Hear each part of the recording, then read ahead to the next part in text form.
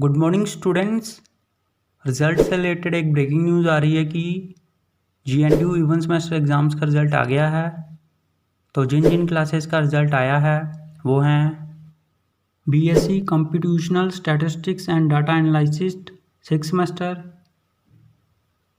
BTech computer engineering 8th semester, BTech computer science and engineering 8th semester, BTech electronics and communication engineering 8th semester.